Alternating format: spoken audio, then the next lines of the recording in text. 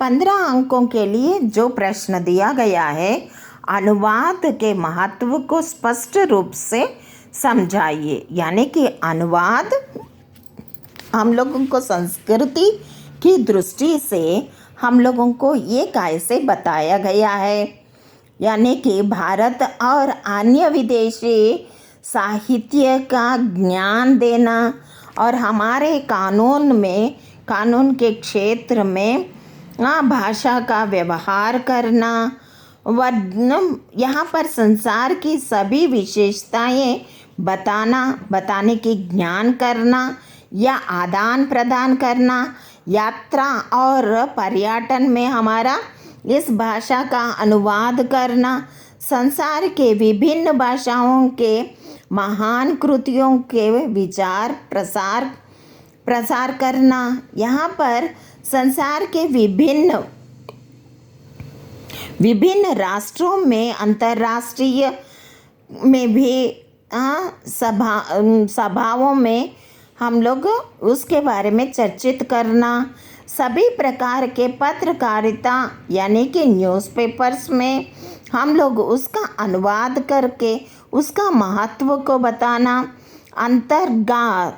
अंतर्गत यानी कि सामाजिक, आर्थिक, सांस्कृतिक, साहित्यिक, राजनीतिक सभी क्षेत्रों में हम लोगों का जो महत्व है, अनुवाद का महत्व है, इसके बारे में आप बता सकते हैं।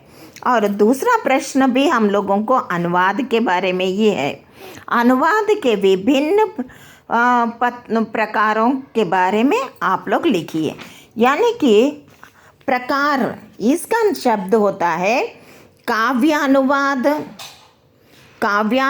होता है, और नाटक अनुवाद होता है, शब्दानुवाद होता है, भावानुवाद होता है, यानी कि छायानुवाद होता है।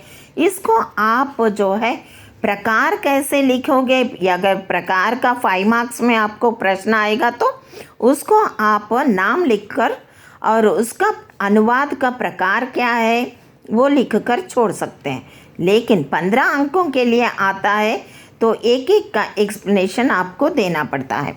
तीसरा है सफल अनुवाद का गुण कैसे होना है, यानी कि सफल अनुवाद यानी कि आपको जो है सफलता, यानी कि अच्छा राइटर कौन है, अच्छा राइटर कौन हो सकता है, उनके गुणों के हिसाब से अच्छा, यानी कि यहाँ पर गुणों के बारे में बताते हैं। सोत भाषा यानी कि लोगों को समझ में आने की भाषा, या मूल भाषा यानी कि वहाँ पर आप लोग कहाँ पर रहते हैं। अगर आप आंध्र प्रदेश में रहते हैं, मूल भाषा वहाँ की तेलुगु हो जाती है, वैसे ही दूसरी भाषा भी आपको आना चाहिए।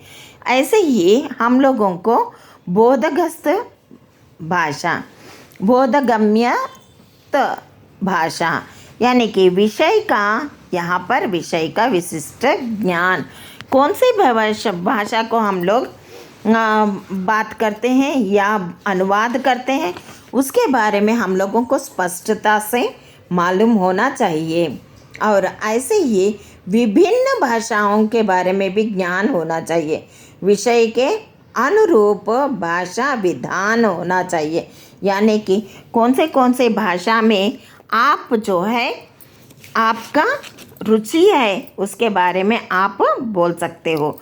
और सफल अनुवाद के बारे में पत्रकारिता के प्रकारों का विवरण दीजिए, यानी कि कौन से पत्र कैसे होते हैं उसके बारे में।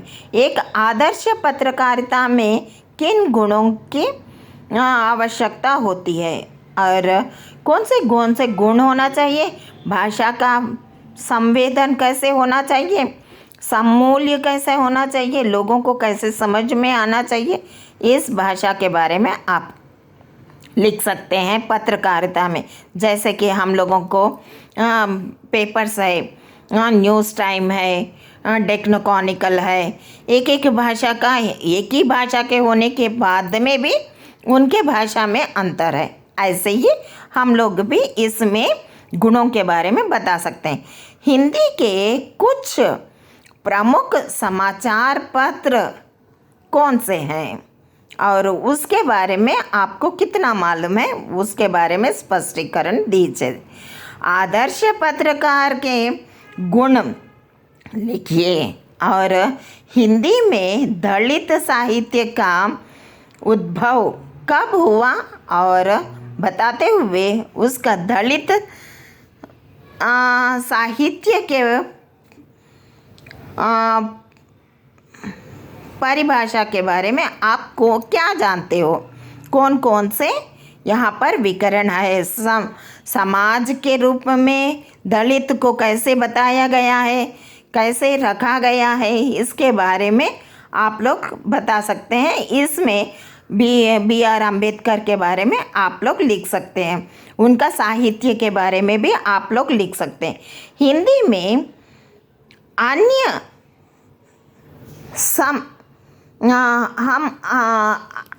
हिंदी में अल्पसंख्यक साहित्य किसे कहते हैं और स्पष्ट कीजिए। अल्पसंख्यक के ऊपर हम लोग ऊपर एक प्रश्न आया था, तो आप लोग उसके जैसे ही यहाँ पर भी आप विपुलीकरण देते हुए यानी कि 15 अंकों के लिए आपको लिखना है। तो अल्पसंख्यक मतलब हम लोग पहले भी बात कर चुके हैं कि जो हम लोगों को वहाँ पर एक जगह पर ज़्यादा है, एक जगह पर कम है, तो ऐसे लोगों को आप लोग अल्पसंख्यक कहकर बोल सकते हैं।